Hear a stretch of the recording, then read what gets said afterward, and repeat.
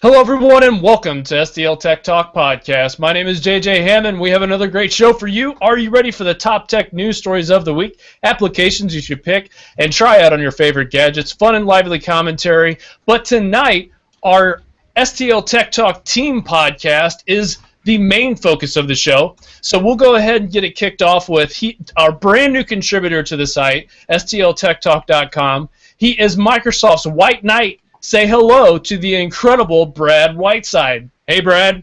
Hey, how's it going, JJ? Thanks for having me. Awesome. I'm doing fantastic. Thanks for asking, and we couldn't be any happier to have you on the team and to have you on tonight's show. It's going to be a lot of fun for sure. Also, I'm joined by my good friend, editor-in-chief of STLTechTalk.com, producer of Codecast by STL Tech Talk, co-creator of STLTechChic.com, the uncanny Kevin Harvell. Say hello, Kevin. Hello, everybody. How you doing? Brad, welcome. Thanks for joining us. Thank you. How's it going, Kevin? It's going good. So you've listened to all these episodes, and now you're going to join us for one finally. I am. That's exciting. It's a little different. Yeah. Yeah. On this side of the fence, it's it's nice. And don't forget, you can follow us on Twitter at STL Tech Talk. Also, Facebook, Google+, Instagram. Subscribe to our YouTube channel. Subscribe to our podcast on iTunes, Stitcher, TuneIn Radio. Also, you can download our Windows Phone 8 app and listen to it there as well, just by searching STL Tech Talk on the Windows Phone Store. Or you can listen directly from our website or watch us. You can do that too, because we are gorgeous people, let me tell you what. Also, go to our website and visit STLTechTalk.com to keep with our tech news, podcast, Codecast. And don't forget you can interact with the show by sending us feedback to podcast@STLTechTalk.com. And if you're watching us live, you can ask us questions via the chat room, and we'll do our best to answer those questions in a timely manner. Special thank yous go out tonight from JJ and Kevin to Angela, Matt, Luke Data Rail, Stray.io, Pat Hahn from Market Vault, and Sean. Just for being awesome people and supporting the show in one way or another, we really appreciate it. Just wanted to say thanks. Also wanted to give a shout out to our Gamer Podcast partnership that we have. It's not ours, it's their own. It's called Dangerously Smart. Visit our site, go to STLTechTalk.com, go underneath our Games tab, and you can actually listen to their Dangerously Smart podcast. Three guys, hilarious, a lot of fun, pop culture, comic books, gaming, you name it. It's just a lot of fun to check out. Also, I wanted to take a moment to thank the sponsors of our show. Heartland Realty. If you're looking for any of your local St. Louis real estate needs, go to Heartland Realty and you will find what you're looking for. www.heartlandhomesrealty.com. Also, we'd like to thank Unidev. Unidev is a great company. If you're watching us live, you can probably see my screen, and hopefully you can. Somebody say yes or no if you can't. I can see it. Yes. Awesome. We're good. So you go ahead, you see how I did that, everybody. Go to our website, click on the banner, pull it up, bam, right there. This is Unidev. This is who you be working with, guys, right there. So let's talk a little bit about Unidev. And let me go ahead and pull them up. If you dream it, they can build it. Custom software, end-to-end development, marketing solutions. In business for the last 25 years with over 200 plus customers, 24/7 support, you will not be let down or left out with the creation of your dream. If you want software development, content management systems, mobile development, web design, e-commerce solutions, digital marketing, and hosting, go to our website, click on their banner, or go to unidev.com and get quality service today. So thank you so much for sponsoring the show. And let's go ahead and hop right into the reason why we're all here tonight. And, of course, that is the news and our just throw-around awesome STL Tech team podcast. Kevin, why don't you go ahead and get us started with the first story? Yes. First story on this monthly adventure. Yes. All right, so everybody, unfortunately, has a Facebook account. Unfortunately, fortunately, depending on what side of the fence you're on. And many people, including ourselves, we use the Facebook Messenger app to communicate amongst, the team members to stay in touch with what everybody's got going on, and just keep constant communication because it's multi-platform. We don't really want to use like WhatsApp and some of the other ones. So everybody's, like I said, got a Facebook account. Well, Facebook is looking to start moving users to their dedicated messaging apps. and they're starting to roll that out. So some of you may have noticed with app updates, depending on what platform you're on, whether you've got the update to say, hey, in the regular Facebook app, you're not going to be able to do the messaging functions anymore. You're going to have to download a second app, which on most platforms has been done really well. I mean, I've used it on Android and Windows Phone, and I really like both features. Windows Phone, for example, just got video sharing ability, so you can record and send off little videos along with pictures and emojis and different kind of symbols and little funny little pictures and stuff. I think it works really well. Well, what do you guys think about Facebook and wanting to move to the dedicated app, separating things? Brad, since you're the newbie, go up first. Yes. All right. Well, I don't think it's too bad of an idea so far. I use it a lot as well, actually more so than I thought I ever would, especially since joining you guys. It's a really fast, easy way to get a hold of people without using, text, or maybe you just don't even have their number to begin with, and it's just an easy way to connect with people, and I think it's a good move for Facebook, but I guess that kind of remains to be seen from here on out. Right. Well, go ahead, Kevin. No, you go ahead. Well, what I was going to say was I'm not a big fan of group texts because, especially with iPhone users, you can always tell when somebody sent you out a group text because you start getting all these random replies from numbers. You have no idea who they're from.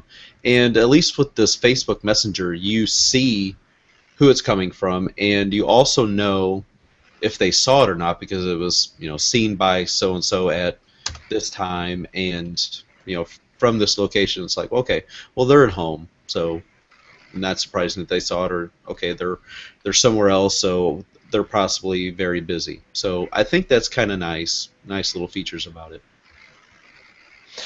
So what I was going to say, and I don't know if you guys can hear that weird sound in the background, but it sounds like I don't know, a car's running or something. But anyway, so the Facebook Messenger app, just in general, whether you go to iOS or Android or Windows Phone or even BlackBerry, there's this. It's a kind of a similar experience across those devices, which is really nice. I like native, but I'm kind of okay with the fact that most of them really aren't. For the most part, this particular app isn't all that native and just kind of their own little design skew or whatever, and it's fine. It works great. Depending on the device you have, it may take a few minutes to load and stuff like that. But the reason why I'm saying all this is, you see an exodus, right? You see that Facebook is actually, yes, they're gaining users, but for the most part, they're not gaining who they really want. But what are the users they really want? They really want those Messenger users, and it works really well for what it is, and I can see why they're trying to offload Facebook to still make it hip and cool so that they can kind of keep it off of the parents' radar, or, just people in general, all that kind of stuff, because they may not want to interact with Facebook as their main UI element. So that's just me. That's just my thoughts on this particular thing. But Facebook Messenger app, I think it's solid. So them pushing people off onto it is actually, in my opinion, a good idea for them business-wise. Yeah, I think it's good. So keep it going. Absolutely. Now they're the ones who bought WhatsApp, right? So do we see them? Do we see this as the first step to consuming that property as well? Well, we've kind of talked about that before, back when the purchase was made, and honestly, I can't recall seeing anything recently mentioning that. But then again, WhatsApp's really more popular overseas, so WhatsApp in the United States may not be their target audience. Sure. Okay, right, well, I'm so like one brand overseas and then other brand here in the U.S. Right? Yeah, it's possible. I can see that. Yeah, I could totally see that. So up next is the news, and this is news, I think, for a couple of different reasons. One, Cortana is a major feature of the Windows Phone, and the big push behind Microsoft to sell their Windows devices. And I still think, and I still believe we're going to see Cortana come to the desktop very, very soon. And what I mean by desktop is Windows on like a tablet and tablet interface RT, and even the Windows 8.1. I think that's right around the corner. But the iPhone S was pitted against the Lumia 635 in the latest Microsoft ad, and to me this was there was two things. First of all, awesome. Sure, it's a little guy taking on a big guy. People like the underdog. It's a thing. And yes, there are things that the Cortana can do that Siri can't. However, I really wish they would have picked a better phone to go up against the iPhone 5S, because the Lumia 635 doesn't even have a front-facing camera. So it's hard to start that argument with a subpar device, but I get why they're doing what they're doing. So Microsoft threw out an ad against location-based services. So, hey, the next time my wife calls, don't let me forget I need to get her flowers or something like that, or I need to remind her to get cat food, or she needs to remind, whatever the case may be is. And the iPhone 5S can't do that with Siri because it's not that integrated of an experience baked into the OS. I think that's great. Like I said, great advertisement. However, I really wish they would have put it up against something like the 1520 or maybe even the 930. That probably would have been a better comparison as far as what the devices are comparable to, front-facing camera, rear cameras, how well the 930 is. And the 930 is really the equivalent to the new Nokia Lumia Icon, which is on Verizon right now. And then outside the United States is called the 930. So what do you guys think about this latest marketing and advertising ploy? I know that we both fall on a particular side, but I just kind of like to get the overall thoughts from you guys other than what I said. Well, I actually kind of do agree with you a little bit, JJ. I really wish they would have took a better phone to put up against the iPhone, because the 635 isn't exactly your high end. It's more geared towards people who are on a budget, but it's still a great phone. That being said, I do wish they would have took like you said, 1520 or the new 930 or the Icon. I mean, any of those would have done a much better job of comparing to the iPhone. But other than that, I mean, I kind of see where they're coming. They're trying to hit the angle of hey, Cortana can do this, so Siri can't. But there are a few things that Cortana can't do yet because she still is new, so gotta look at it from that angle as well. And I also noticed that the beta has been removed. If you look at the ad, the word beta is removed from the top right-hand corner on the device for a Cortana. That's a side note for people who even give a crap about what I'm talking about right now. Kevin, you're up. What's your thoughts on it? No, are you talking about like when it's pinned to your start screen, or no? So when you look at it, I still see it on mine. It's in the top right corner. That's my point. Is in the advertisement, the beta is not there. Oh, okay. Yeah, so they may be using a more advanced version. That's very possible. What? How dare they? But no, Cortana has honestly really surprised me with how well it works so far.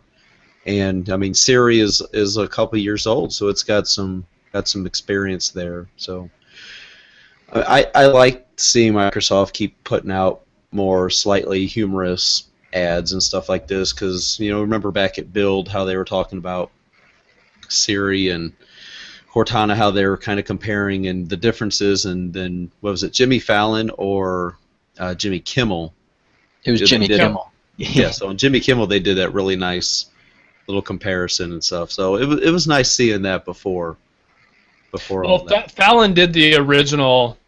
And then Siri was like, no, the one of those things. Right. That was the original, but yeah. So this was just like I said, this was right now. Microsoft's got to get their shots in while they can, because when the new iPhone device comes out, the new lines, which we're expected to see multiple different ones, man, it's going to be tough going against that. So real quick, also we had Daryl in the Q&A mentions, keep in mind that the 635 is the first Windows phone that shipped with 8.1 and Cortana, so maybe that's why they did that. Daryl. He's spot on. Yep, and that does make sense. Because, I mean, the 930 is available overseas. It's not available here in the States, per se, for sale. And he also mentions that was Arsenio Hall. I mean, I know Jimmy Kimmel, I think, and Jimmy Fallon also did something, but the big one was on Arsenio Hall. Now that I remember, but I forgot because Arsenio got canceled again. Again, that was so weird. This is not that kind of show. Brad, you're up next, sir. All right, Microsoft is getting ready to talk about a launch of a new Surface device in October, but it won't be the Surface Mini. My thoughts are definitely that it is going to be another RT device. It's going to replace the Surface 2, or just plain Surface 2 now, which will be just the Surface 3. And reports are that it's a 10.6-inch screen, so they're not messing with the aspect ratio at all, as far as we know. And it's supposed to be thinner and lighter than what the Surface Pro 3 is. So if you can imagine, or if you've seen a Surface Pro 3, it's about as thin as an iPhone 5S. Now we're going to take a 10-inch display and make it thinner. So that sounds really exciting to me. I can't wait to get my hands on it. What do you guys think? Kevin, you go first. Well, since I have a Surface tablet, the original Surface One running RT, I still like it. It pretty much does everything I need it to do. I mean, I use Tweetium for my Twitter upkeep, so I don't need to worry about installing TweetDeck to keep up with Twitter. And I wouldn't mind bumping up to the Surface 2, but I probably will keep my eye on that Surface 3 if that is what is coming down the pipes in another couple months, which it's hard to believe we're already almost on August. So that's not too far away. So crazy to me. So crazy to me. But yeah, doing a Surface 3 in the same form factor as the Surface Pro 3, bring it, because the bigger display and portability, the Surface Pro 3 is so light for adding that much more screen real estate and size and everything. So okay, so I'm going to take control of the show just for a moment. So it was really interesting that we are not seeing a shift away from that particular design language on the Surface 2 to the Surface Pro 3's overall, design, just running RT. That was interesting to me, and I wonder if that had to do something with feedback.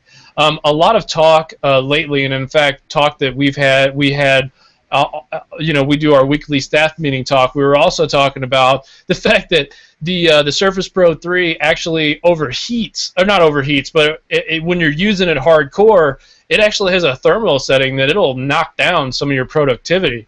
And I wonder if the Surface 3 is going to experience that same kind of problem, because I'm of the belief that you don't have to always go thinner and lighter. I don't believe that, because I don't think that some of the people that want to get the productivity from a productivity company are going to want to use something that still throttles down to, like this guy right here, which is the iPod. It's basically a giant iPod, but it's the iPad Air. And I don't know. It bothers me. It just bothers me. I see what you're saying, but I think kind of the big thing right now is thinner and lighter, and if you don't have that, nobody wants it. With that being said, a lot of the phones are moving to the quad-core, but I think the biggest differentiation between them is Surface Pro is running Intel, whereas everything else is running Qualcomm or Tegra. And with that, I think it might run cooler. I could be wrong, but I don't see an overheating issue maybe with the RT, just because there's not as many hardcore programs that are just eating up RAM or computing. The biggest thing will probably be in gaming. Gaming will be where you see if it slows down or if it starts to get warm. But other than that, I don't see anything of an RT version that would limit it. And also, just to throw in, since we're talking about Microsoft right this second, did you know that China raided some of their buildings over there? Microsoft had a couple. Was one of a couple of companies that the Chinese government targeted and raided this week. It was crazy. Like their factories or what? I guess I didn't Like see their this news. offices, Yeah, they like got their rated for, what was it, monopoly. Like they think they're running a monopoly over there, basically. right, exactly, yeah. I Which was is like, kind of really? hard to believe the way Android sits right now, but It's like, I mean, like I don't maybe they need to be a little bit more clear. Oh yeah, that's right, they can't. We're actually, I don't even think we're even. Yeah, we are heard, and I think Hong Kong and Beijing. So hey there. But to the rest of you, what the heck? Anyway, so Kevin, you're up with your next news story, sir. Right. So Paul Thurrott over at WinSupersite.com posted an article earlier this week about Microsoft leaking some Windows Phone 8.1 Update 1 details. So kind of a similar naming scheme if this holds true to Windows 8 going to Windows 8.1 and then the update being 8.1 Update. So it looks like that's what they're going to go with this Windows Phone 8.1 Update 1. Some of the little features that he mentioned that they might be putting into this is start screen folders, so similar to what iOS and Android have, where you just simply drag some similar apps. If you want, put like social media apps in this, messaging in this folder. But you can kind of already do that with a folders app, but it's not really the same as simply just dragging apps into the folder. Some smart case support, which is new APIs where developers will be able to target a new generation of smart cases that have their own displays. So similar to like with the LG G3 and the Galaxy S5, some of these covers that have different pictures, like when you have the case closed and a case with a flap, you still see things through the front case. New device sizes. We're talking about screens up to 6 inches in size. With Update 1, this could possibly go up to 7 inches. New resolutions. Talk about 800 by 1280. Cortana in car systems. So we've kind of talked about that before. Windows Phone Store Tile. Voice over LTE support. Network time protocol support. Automatic updates. Proximity sensor. Definitely required. And Nice. OS compression, which is kind of impressive, to make the size of the OS install a little bit smaller. With the 520, or not the 520, but the Lumia 530 is going to come with like 4 gig of internal storage. That's like nothing. No. yeah, they seem to skimp out on a lot of the features on the 530 in order to get that quad core in there. Yeah. Yeah, so Wow. and just other general performance improvements. If you guys want to know more about it, we'll have a link to this article in the show notes. So Well, it does. So it does handle. So when you put in an SD card, it does handle writing apps to that SD card. So 4 gigs of internal isn't too terrible, but that's still a weird thing. if you're a big cloud user, but you can forget installing many games or Right. apps. Yeah. Well, but I'm saying I believe that in future updates you can put those games on an SD card. Yeah, you can. I was going to say, can't you do that now? Yeah, pretty sure you can. Any Don't come to us for news. God knows we don't know it. No. Yeah. No, you can. You can do that now. You can do that now. But that's so I guess it's not too bad. But I mean, having a quad core, that's really cool, and I think that's important to keep up with some of the lower end Android phones for sure. Definitely. No, but I like this. This is all really good news, and there's nothing really I have to add to that particular story. Brad, any thoughts?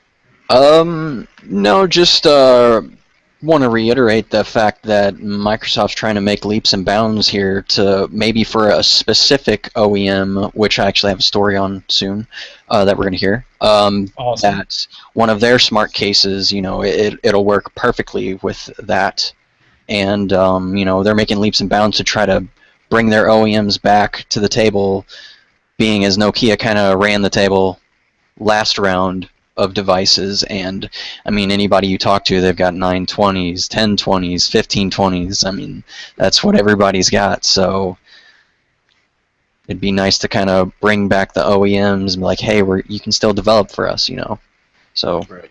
Absolutely. Well, my next news story is actually really cool because I think I think that it's going to make for a great discussion between all three of us.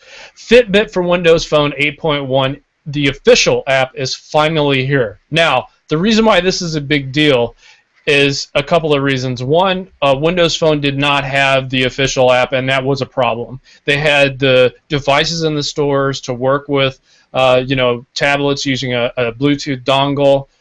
They had a whole bunch of different stuff, but now that we have an official app. Not only that is, I really wish I wouldn't have returned the one during the recall because I really liked the Fitbit Force when I had it.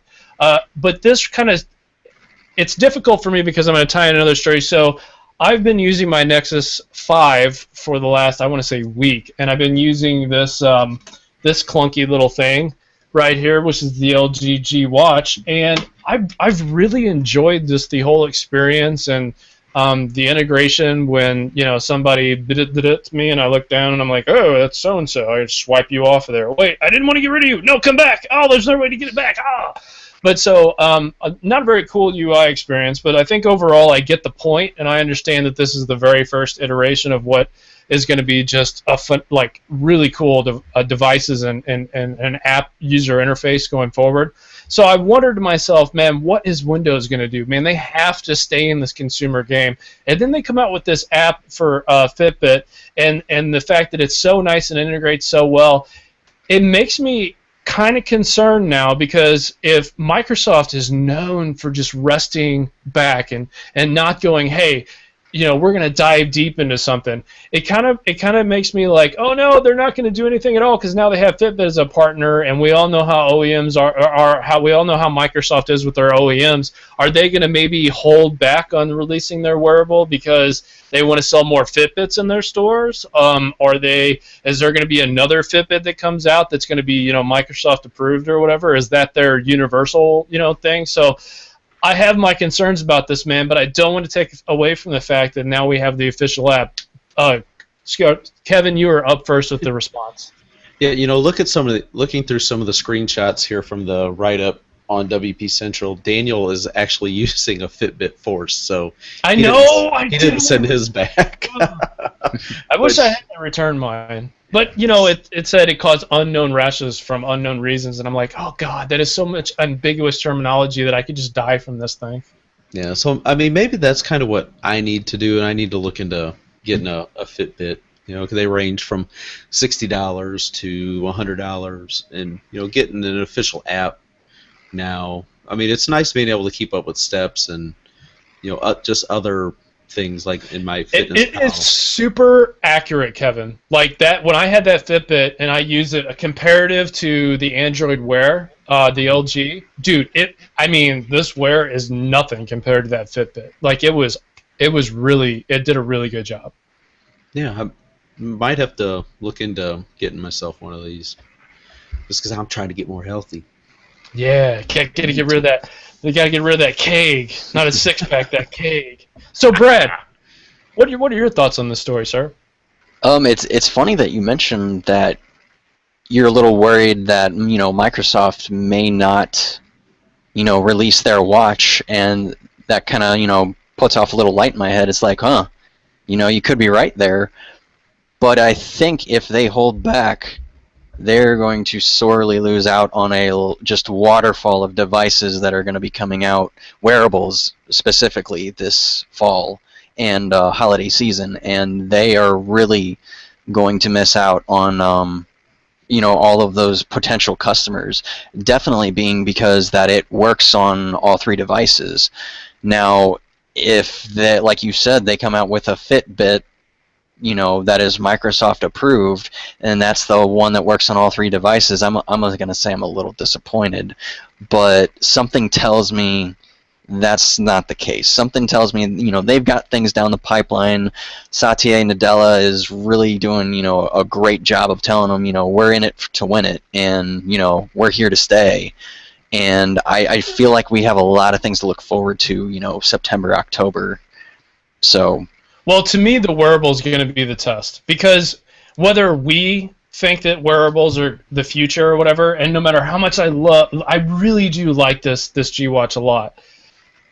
As much as we are all into it, when Apple drops whatever wearable they're going to drop, if Microsoft and Android is not ready for that, they are just going to be blown away. Because if you've been watching Apple stocks at all, they are poised to make a serious loads more money than they already make, which is insane. So if they miss out on this, I think they lost it. I really do. Like I think I just saw a report the other day that just the iPhone alone is bigger than like Coca-Cola and I think IBM or something crazy. It's like just crazy. So why would anybody want to be like, we'll just kind of do it? No. If you're gonna do it, man, go for gold. Go for gold. So exactly. So this to me will signal, yes, we are in this thing. We're gonna make this. We're gonna make it nice, and we want to be a part of the consumer market. Otherwise, they're just completely giving it up for the next probably 10 to 15 years. Easy. I do believe, like I said, that Microsoft will come out with one. I hope that they launch it with their new whatever flagship Windows Phone. I think that would be a killer combo. You'd be like, yeah, in your face, JJ. No. Yeah, right. Well, not just that, but it would really be a good way to strengthen up to Windows 9/Threshold, whatever. Yeah, you're right. Yeah, that would be. But I don't know. It'd just be cool. Awesome. That's like an awesome trajectory. Yeah, definitely. I mean, it'd just be cool to talk into my watch, and be like, "Hey, Cortana, switch my song on my car radio or whatever," and boop, there it is. I'm telling you, man, this G Watch, and then the way that it works with my Nexus 5. Like I said, I'm not normal, but I mean, I see it, and I'm using it, and I'm like, I like it. You know what I mean? So definitely, I could see if Apple had something that's solid, that's gorgeous, that's with a nice user interface, that geriatric and pediatric people can use. So across the board, it just being really nice. So if they miss out on this boat, man, they are gone. Kevin, or who's up? I don't even know who's up next. Oh, Brad, you're up next, sir. All right, this kind of goes along with your story, Kevin. In line with the Windows Phone 8.1 GDR1, which is their release one to the public, coming out later this year, Verizon, this is reported by Windows Phone Central, Verizon is set to release the HTC One W8 instead of M8 for Windows Phone on August 21st. As far as we know, this is a really, really strong rumor that this could happen, and it will also come with their smart case, the dot case, which a lot of people like. And in fact, one of my buddies actually has the HTC M8, and I think he really likes it. So it'd be interesting to see. He's been, kind of eyeing Windows Phone, but it'd be interesting to see if he would jump ship for the W8, because it'd almost be the same phone, just a different, UI. But what do you guys think?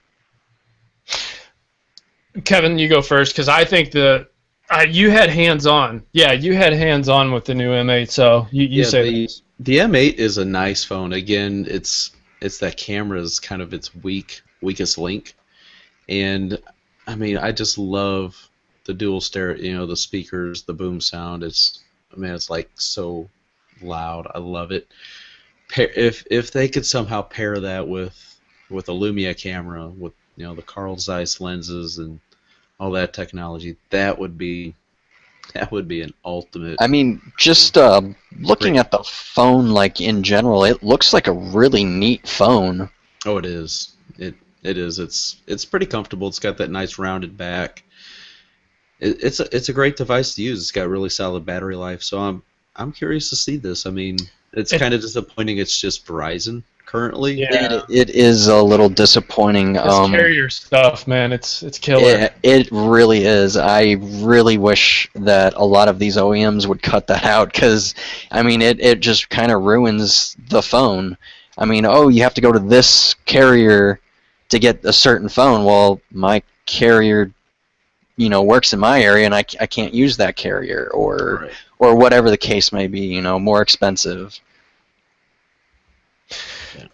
Yeah, it's very frustrating, but I will say this: if anybody, so I especially when I'm in the car, I like using speakerphone, and the 1520 speaker is crazy loud, by the way. But the one cool thing about the M8, and when I say M8, I mean the HTC One, but there's two versions of the One, which drives me nuts, seriously, with the naming conventions. So the boom sound, right? Like the ability to have that front-facing speakers, that is really, it's just really cool. And in fact, NVIDIA is doing that with their new tablet, which I believe we talked about recently. But, you know, it's a really, no, I was listening to oh my gosh, I'm going crazy. So no, that was the last one, I think. Yeah, I think it was the last one. It was a front-facing, yeah. So it sounds really, really good, and I think that would be really nice, especially on a Windows device. And frankly, I don't know why all phones don't have front-facing space. This makes that kind of never made really any sense to me at all. But I think the camera situation does definitely need to get fixed because, again, you know, beautiful device, beautiful screen, really well-made phone, but just that. The picture taking quality. I don't know if that's an Android thing or not. No, it's the design they went with for those pixels. I mean, it's only like the ultra pixel thing. That's just that technology. And they went with the 13 meg on one that's released over in in Europe and the UK. Europe, yeah. What was like the HTC One G8 maybe? It's got like a rubberized. I was going to say the HTC One minus new. I don't know. No, they bumped that up to a 13 meg instead of just the 4 that's over here. So the next story I have, speaking of Android, is about the rumored Shamu, which with the name. Actually, you know what? I would rather have Shamu than the new One or whatever. So Motorola is reportedly going to be doing the new Nexus 6. Now, I'm not big on rumors. Who am I kidding? I am big on rumors. A day without a Nexus rumor, Jerry Hiltonbrand says from Android Centra, is like a day without sunshine. So pulling from Android Police, 9 to 5 Android or whatever that site's called, the basic rundown is this, is that there's a new 5.9-inch Motorola design Nexus line of phones. Now, why this is interesting to me, and I'm actually going to close out of this article because I don't care anymore, but why this is interesting to me is there is a definite new experience that's going to become from a pure experience standpoint, which Android is going to be able to run their operating system on a 64-bit system. Now, that is a big deal for graphics and for processing and for the possibility of multitasking like there's no tomorrow. 64-bit is a big deal. People who use the iPhone 5S already know what I'm talking about. I mean, the thing's gorgeous. Even though it's on a little screen that drives me nuts, it's still a gorgeous device and it runs buttery smooth. It really works well. But the 64-bit is interesting. Android Silver. The reason why I have a question mark on that in the show notes is Android Silver was supposed to replace the Play Edition or the Nexus line of phones. And with Motorola being moved over to Lenovo and no longer underneath Google's control, so to speak, it's going to be interesting to see this device come out, especially since LG has done such a good job, in my opinion, with the last release of the Nexus device. So, guys, what are your thoughts? Kevin, you being more of the Android person on the team, what do you think about this? There was a lot of talk last year about Motorola possibly being the OEM that was going to make the Nexus 5, and some people were actually disappointed that they didn't make the Nexus 5. Well, let's be honest. The Motorola X was a phone that should have come out a couple of years before it came out, and whatever Motorola was going to come out with should have been came out when the Motorola X came out, because 720p screen, seriously, we're at 4K now. You're killing me with that. Yeah, but I mean, the Moto X is a solid little device, and I'm actually thinking of picking a couple up for wife and son to bump them up from Galaxy S3s. I'm kind of excited to see what comes out of this. That's a 5.9 display. That's really big. I mean, it's not quite as big as the Lumia 1520, but yeah. My brother looked over at my Lumia 1520. He's like, "That is just the biggest phone I've ever seen." Yeah, it's the biggest phone I've ever seen. And the funny thing is, when it's in your hands, you kind of fall in love with it. Oh no, I do totally. By the way, real fast, if you see somebody walking around with an old school telephone, you know the old school telephone, you know the little telephone icons that are on these friggin' phones. If you walk around and see somebody with a stupid telephone put up against their head, and with a cord that wraps around all thing into their pocket, that's actually a freaking microphone for a phone. A little And accessory. people, it's an accessory for a phone. What? I just, like, I wanted to peel, like, I would rather chew on aluminum foil. You understand what I'm saying? I saw that at the mall the other day, and I was like, you're kidding me. I'm like, really? Anyways, what were we talking about? I was talking about, there's room, in this article that you've got here, there's some brief talk of maybe using the Qualcomm 808 or the 810 for the Snapdragon for CPUs. So that's right. That would be pretty interesting because the next Nexus devices come out in October, so that means they've had some early access to some hardware that typically isn't available yet, because there's just been talk of the Snapdragon 805, because people were disappointed the 805 wasn't in the LG G3. So I was rocking. one of those people. I was actually surprised, and I think that had to do obviously with a lot of just from the manufacturing side, just wanting to make sure that they had that some people didn't get one build and other people get another build, and they just went with what they had the chipsets of. That was pretty interesting. But I'm still looking, because the material design language is a design language for developers when talking about the new version of Android, the new Android version called Android L, and it's gorgeous. I mean, the material design is really, really pretty. I think the screens with their 4K display screens that are coming out, and seeing Kevin rocking around with that G3, just the future of this, being able to look at a screen like that, and my eyes naturally wouldn't be able to see those kinds of rich colors and stuff. There's a lot of cool things that the next Nexus could be. So I'm really curious to see what comes of this. And the reason why I bring all this up is I think this is saying goodbye to like the Nexus 4 line with this new release, because I don't believe that a lot of older devices will be able to support this new version of Android, this more business-ready, enterprise-ready, system-ready version of Android. Yeah, it'll be interesting. Just one last thing I want to talk about with the Nexus 6.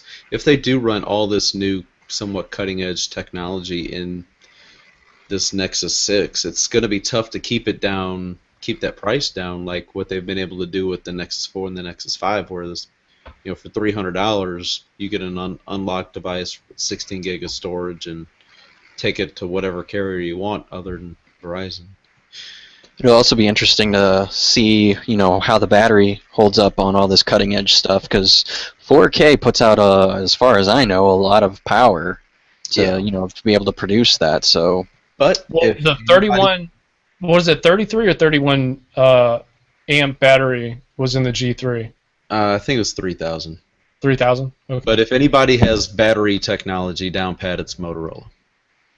They have, look at their Ultra line. Oh yeah, that's true. Yeah, I forgot about that. The one with Motorola knows how to do batteries.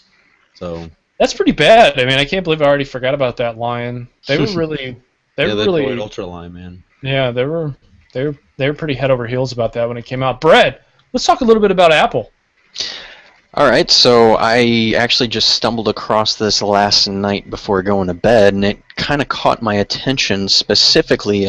It's on BGR, Boy Genius Report. New leaks compare key components of iPhone 6 and iPhone Air. That's the part that kind of drew my attention in. So they're thinking that the new iPhone 6, the 5.5-inch screen phone, is going to be the iPhone Air. And I guess the regular iPhone would be the 4.7-inch.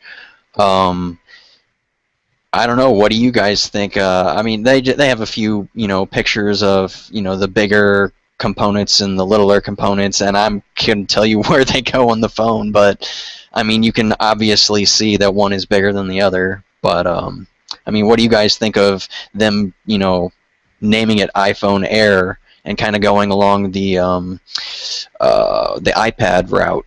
Yeah, that's just kind of what what you would expect from Apple. I mean, it's not, to me, it's not really a surprise, but I'm really excited if they do this 5.5-inch display. I want to see that. I think it'll bring a lot of Android people who would switch to a bigger screen back to the iPhone. I really wholeheartedly agree with that. I wholeheartedly agree with that. So my thoughts on this are, just to keep it brief, iPhone and Apple are seriously poised to make a big quarter, this last quarter of the year. I mean, if you have a device, which, you know, anybody who's been in the AT&T store, you'll have people complaining, or at the Apple store, gosh, my fingers, and I'm just so fat-thumbed. I swear to God, if I hear that one more time, you're not fat-thumbed. Everybody has big thumbs. The phone is freaking small. So it's going to bring people back over. And Apple is still a brand that people trust because it's so easy to use for most people. It's so easy to use, and the fact that there are a lot of different things that are changed. Let's be honest. Apple is not the same Apple it was under Steve Jobs. He would have probably never allowed, for the connections, right? Like for some of the things to be open, for widgets and extensions and all this other kind of jazz. I mean, I doubt it would have ever happened. But the way in which Apple's functioning now, it's going to a bigger screen size. They're willing to kind of, if anything, the iPhone 5C's that stupid looking Crocs cover thing. No way would Steve Jobs ever allowed that thing to come out because the Apple symbol looked all wonky and weird inside of it. Just overall, this is a different company now, and I think that it's more market focused. And they listen to feedback just a hair more, if not a little bit, but just a hair more, than the Apple's kind of mantra of, this is just the way that it is, deal with it. Because we know best and you don't. And I think that that's kind of changing a little bit with the background, with the parallax effect, with some of the different UI elements, with the different controls, the different settings, and all that kind of jazz.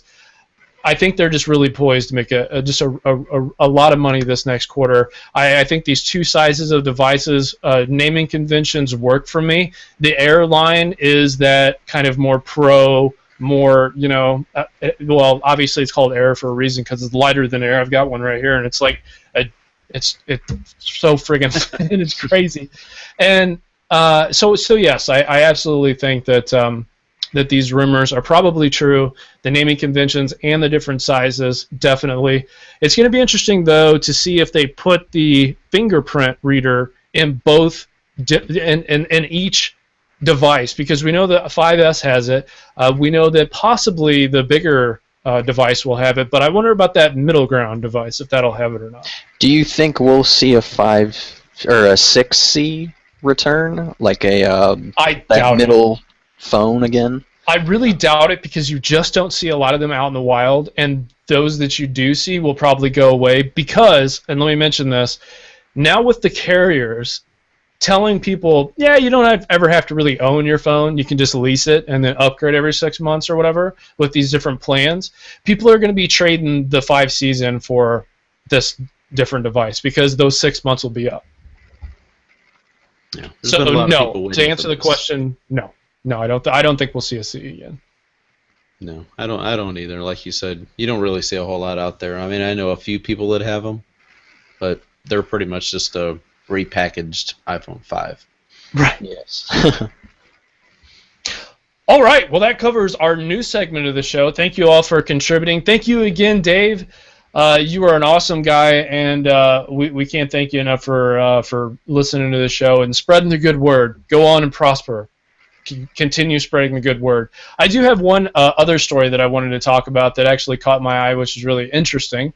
And this was a local story. So we all talk about Amazon, Google, and Microsoft duking it out for the cloud. Nobody really understands the cloud. The people who do understand the cloud, there's a serious gap between those two different kinds of people. I understand it, but I'm not better than anybody else. This is what I do for a living. There is a St. Louis-based company called Contigix, which is a targeted niche company, and it is local to St. Louis. It has right around let's see, 50 employees with an annual revenue of $20 million. And they're expected to grow and make 2 other acquisitions within the next year. So this was an awesome story. If you guys don't know what they are or who they are, I suggest going to our show notes, clicking on the link after you've clicked on all the other links to read all of our stories and check this particular one out. But again, this is just another reason why St. Louis is a great place to start a business. And we're going to definitely see if we can get one of these guys from the company on the show, because they popped them. They came from the T-Rex side of the startup, so that'll be a little interesting. But to move the show right along, Kevin, why don't you tell everyone what your application pick of the week is, sir? All right, so I recently went to Kansas City again, and just doing some basic navigation. We kind of stayed in the same area, Overland Park, that I'd stayed in a few months ago, so I was somewhat familiar with that area. But using the 1520, I've been playing around with some different navigation apps, and I found that Waze, W-A-Z-E, which I believe you have mentioned as an app pick of the week yourself, JJ, in a previous episode.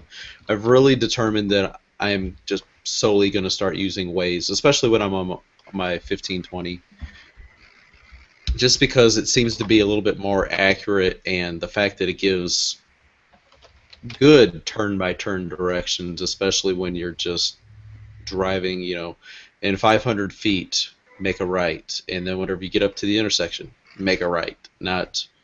It's just seems to be really, really accurate. I was really impressed with using it, and I really like the fact that it tells you, okay, if you're looking for a place and you're looking at your display, it shows you that it's on either the left or the right side of the screen or on the street, and that's pretty big, because I think it was the Nokia Maps, whatever one was already on here I was using, and it basically said my destination was in the middle of the street. I'm like, no, I don't know if it's on the left or the right side of the highway here. So kudos to Waze. It's really good. If you've never given it a try, give it a try. It's free to try out, and you can kind of get some accident and police notifications if there's like speed trap ahead. Some people mention it, or stalled cars. Oh, people ask me all the time, whatever happened to the radar detectors? Like buddies that I used to ride with, not drive, but they would have a few brews or whatever, and they would always have their police radar detector thing in the front of their car. I don't know. It was cool back in the day. Trust me, it was just one of those things. I still have one, JJ. Oh, you do? Okay, yes. That's awesome. So with Waze, you can actually report. It's like a social network, so you can actually, hey, there's a police officer here, guys. Either I just got pulled over or I saw this dude. Watch out. And it'll tell you as you're approaching, and then it'll actually ask you if there's a police officer there or not, so it can confirm it or get rid of it for future travelers on the road. And more people participating means less tickets for us all. That's like everybody driving 10 miles over the speed limit. He can't pull us all over. But don't use your phone while driving, right? Absolutely. Never use your phone while driving. We always advocate. Yeah, and so when that person next to you has your phone and the button comes up and it says, "Are you a passenger?" Of course, if you have a passenger, they're your passenger. They're a co-pilot for a reason. They're a co-pilot for a reason. All right, let's just say that. Anyway, so that is a cool way to keep yourself from having a ticket, other than just finding random cool people on the highway that want to speed together. So that is your pick, and it is a very good pick. It's one that I've done twice on the show, but that's okay, because we cannot say good enough about this app, because it will keep you from getting into a wreck. My application pick of the week is called Disqus, and that is DISQUS, and that is for Windows Phone. I actually have it pulled up here.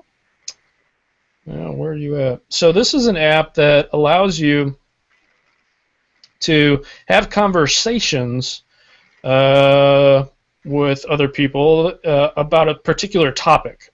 So it's kind of like a big forums. You know what I mean? And that's what I kind of like about it. I mean, I believe that Discuss is a plugin. They create plugins and different stuff like that for, I want to say, WordPress. Yeah, so it's usually you see it on a lot of websites. It's what a lot of websites use for their commenting system. Yeah, that's it. Discuss. Yeah, Discuss. Yeah. I don't know why that's not coming up for me. Anyways, it's really cool. I think people get a lot of use out of it. And that's my app pick of the week. Brad, you're up, sir. All right, my app pick of the week comes way back from Windows Phone 7 era, but it's been updated a few times, and I still have it. It's Password Padlock, and that's for Windows Phone, and it is free.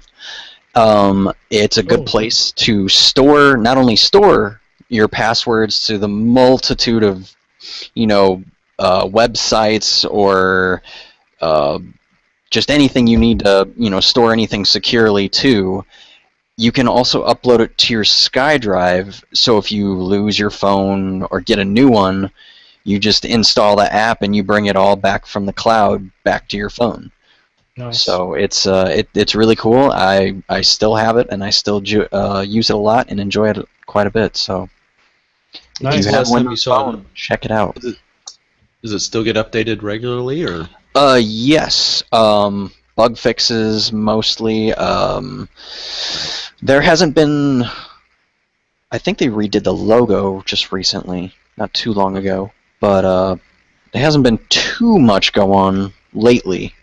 But yeah, it still gets updated. So I did have my app pulled up. That's a great pick, by the way. I did have my app pulled up, and then I tried bumbling my way through it and finding it while blah, blah, blah, or whatever. I found it now, so let me articulate this better. It's a mobile gateway to thousands of live discussions across the community, Discuss community. You can find me on there if you want to stay current with your favorite discussions by receiving timely notifications anytime a user replies to you. You can follow friends, frenemies, dinosaurs, and site authors to get updates on the activities throughout the web. It's basically just a cool way to interact with other people. It has live tile support and also has moderate discussions for any Discuss-enabled site that you administer. So there are a lot of cool benefits to that. Anyways, you have an awesome app pick as well, sir. And they're both free. they are. Yes. And they're all three free, if I'm not mistaken. Yep. So, announcements for this week. Kevin, do you have any particular announcement? No, not really. Just, it's really exciting as we get more and more into with our media segment of the website with STL Tech Media. You'll be seeing a website coming in the future. We're going to have a specific website dedicated for that. That's on JJ. I know. It's on my list of things to do. It's a little bit down the road. I mean, we've got some other things we're working on. I mean, we've got so many different things going on right now. It's pretty amazing. It's good. It's good. It's all good. Yeah. So just stay tuned. We're coming for you. Yeah, that's right. Come take your jabs. No, check it. So for announcements from now on, if there isn't a particular one that I really want to blast out there, other than like especially events, I will be talking about those. But everybody, please go to STLTechTalk.com, even if you're not in St. Louis, to check out all the cool, crazy stuff that we have on the left-hand side of the screen. If you scroll down on the left-hand side, it's in blue, and it's all by day and event. If you just kind of want to keep up with what's going on, it's really hot. Or if you want us to announce anything on the show, hit us up, podcast@stltechtalk.com, so that you can actually interact with the show. Something I'm going to start doing from now on, along with our local news segment, which is charities to be a part of. So here's one that's actually based in St. Louis. Actually, two of these are based in St. Louis. The first of the two is called Hope for Young Adults with Cancer, and that's at www.hope4yawc.org. Now, they provide financial support for young adults ages 18 to 40, and they give basically through a Giving Hope fund. I think it's really cool. It's awesome. Everybody should be at least like $1 or something. I don't know. But visit them. You can check out them on our show notes. Also, check out, it's a local organization, shoemanwater.org. Now, it sounds funny, but it is kind of funny because the man's name is Shoeman. And I'm just saying his name's Shoeman, and he collects shoes. It's kind of funny. We have so they have collected 459,000 pairs of shoes this year, which means that they take those shoes, resell them, and actually provide water to some of the poorest places on Earth. And some of the stories, some of the videos that you watch of people who have never taken a shower before in clean water, being able to take showers in clean water, that is an amazing sight, and hopefully we can do more of that. So for those of you who want to throw out your shoes or whatever, don't do that. Go to shoemanwater.org. Find out where you can drop off your extra shoes. I'm sure there's tons of girls, your wife, my wife, whatever. Just get rid of your shoes in a good way. The next one is Hopeline. I told Verizon, and I mean what I say when I say that I'm going to start. I talk about it as much as I can. Is Hopeline. It's a program that connects survivors of domestic violence to vital resources, funds, and nationwide help, and protects them in their environment. People of victims of domestic violence. So. Go and visit. All those links will be on our show notes for the page on our website. So please go and check those out.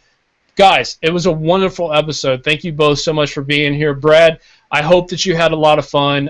Sitting behind the camera is a little different, especially when it's your first time. So you did a fantastic job, and we can't thank you enough for coming out tonight. Thanks, JJ. Thanks for having me, guys. It was fun. Yeah, definitely. Yeah, good time, good time. It was a good time. Although, a drop gets poured out for our boy Alejandro. He's teaching now, guys. So sorry he's not going to be on here to provide his very, sexy Latino voice. But, we try to do what we can without him around for sure. Kevin, he should be back. Yeah, he'll be back in a little while. It's only like a little short stints with these teaching gigs. But it's yeah, good. no, it's good for him. Mainly, I just said that because it makes him laugh out loud in the middle of his cubicle, and other people around him look at him funny, and I like doing that to people. Yeah. That and his wife. I like messing with his wife. It's kind of funny. Anyway, so Kevin, final thoughts. Yeah, just want to thank everybody for listening and spreading the word. Again, we're looking for show ideas, guest ideas, people, things that you'd like to hear us talk about. Daryl, thanks for watching and taking time out and signing up for Google Plus tonight just so you could interact with us. Thank you, Daryl. Cool. Yes, thank you, sir. I forgot to say, thanks, Daryl. I said thanks, Dave, earlier, but that was to somebody else. But no, thank you, Daryl, for being on, and we really appreciate it. Yeah. So just thanks everybody.